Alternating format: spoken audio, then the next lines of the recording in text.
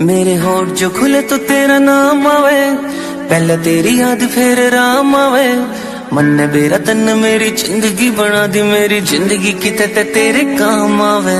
तू ना जो कवे तो मेरी ना से, हाँ जो कवे तो मेरी हाँ से। जिसकी मैं बात कोई टाल को नहीं सकता वा, और कोई को न मेरी माँ से। मेरी माँ मेरा रब, मेरी माँ मेरा राम, मेरी माँ मेरा शहर।